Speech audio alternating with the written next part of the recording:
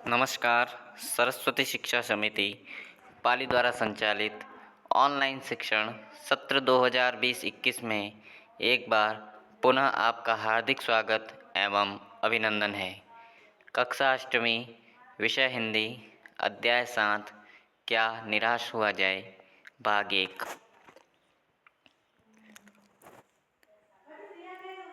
मेरा मन कभी कभी बैठ जाता है। समाचार पत्रों में ठगी, डकैती, चोरी, तस्करी और भ्रष्टाचार के समाचार भरे रहते हैं। आरोप प्रत्यारोप का कुछ ऐसा वातावरण बन गया है कि लगता है देश में कोई ईमानदार आदमी ही नहीं रह गया है। हर व्यक्ति संदेह की दृष्टि से देखा जा रहा है। जो जितने ही ऊंचे पद पर हैं, उनमें उतने ही अधिक दोष दिखाए जाते हैं। एक बहुत बड़े आदमी ने मुझसे एक बार कहा था कि इस समय सुखी वही है जो कुछ नहीं करता। जो कुछ भी करेगा उसमें लोग दोष खोजने लगेंगे, उसके सारे गुण भुला दिए जाएंगे और दोषों को बड़ा चढ़ाकर दिखाया जाने लगेगा। दोष किसमें नहीं होते, यही कारण है कि हर आदमी दोषी अधिक रहा है, गुणी कम या बिल्कुल ही नहीं। स्थिति अगर ऐसी है तो निश्चय ही चिंता का विषय है। क्या यही भारतवर्ष है जिसका सपना तिलक और गांधी ने देखा था? रविंद्रनाथ ठाकुर और मदन मोहन मालवीय का महान संस्कृति सभ्य भारतवर्ष किस अतीत के गह्वर में डूब गया? आर्य और द्रविड़, हिंदू और मुसलमान, यूरोपीय और भारतीय आदर्शों की मिलन भूमि, मानव महासमुद्र क्या सूख ही गया? मेरा मन कहता है ऐसा तो नहीं हो सकता। हमारे महान मनीषियों के सपनों का भारत है और रहेगा। यह सही है कि इन दिनों कुछ ऐसा माहौल बन गया है कि ईमानदारी से मेहनत करके जीविका चलाने वाले निरीह और भोले भाले श्रमजीवी पिस रहे हैं और झूठ तथा फरेब का रोजगार करने वाले फल फूल रहे हैं। ईमानदारी को मूर्खता का पर्याय समझा जाने लगा है। सच्चाई केवल भीरू और बेबस लोगों के हिस्से पड़ी है। ऐसी स्थिति में जीवन के महान मूल्यों के बारे में लोगों की आस्था ही हिलने लगी है। भारतवर्ष ने कभी भी भौतिक वस्तुओं के संग्रह को बहुत अधिक महत्व नहीं दिया है। उसकी दृष्टि से मनुष्य के भीतर जो महान अतिरिक्त गुण स्थिर भाव से बैठा हुआ है, वही चरम और परम है। लोभ, मोह, काम, क्रोध आदि विचार मनुष्य में स्वाभाविक रूप से विद्यमान रहते हैं, पर उन्हें प्रधान शक्ति मान लेना और अपने मन तथा बुद्धि को उन्हीं के इशारे पर छोड़ देना बहुत बुरा आचरण है। भारतवर्ष ने कभी भी उन्हें उचित नहीं माना।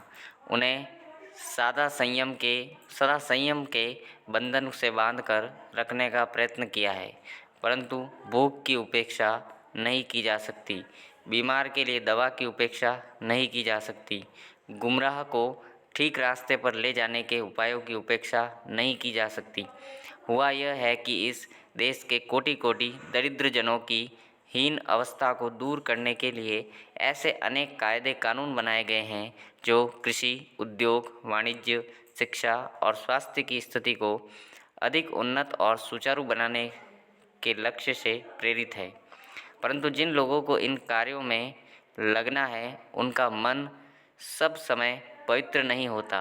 प्राय वे ही लक्ष्य को भूल जाते हैं और अपनी ही सुख सुविधा की ओर ज़्यादा ध्यान देने लगते हैं। भारतवर्ष सदा कानून को धर्म के रूप में देखता आ रहा है। आज एकाएक कानून और धर्म में अंतर कर दिया गया है। धर्म को धोखा नहीं दिया जा सकता, कानून को दिया जा सकता है। यही कारण है कि लोग धर्मभीरू हैं।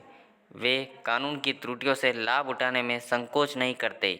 इस बात के पर्याप्त प्रमाण खोजे जा सकते हैं कि समाज के ऊपरी वर्ग में चाहे जो भी होता रहा हो, भीतर भीतर भारतवर्ष अब भी यह अनुभव कर रहा है कि धर्म कानून से बड़ी चीज़ है। अब भी सेवा, ईमानदारी, सच्चाई और आध्यात्मिकता के मूल्य बने हुए हैं। वे दब अवश्य गए हैं, लेकिन नष्ट नहीं हुए हैं। आज भी वह मनुष्य से प्रेम करता है, महिलाओं का सम्मान करता है, झूठ और चोरी को गलत समझता है, दूसरे को पीड़ा पहुंचाने को पाप समझता है। हर आदमी अपने व्यक्तिगत जीवन में इस बात का अनुभव करता है।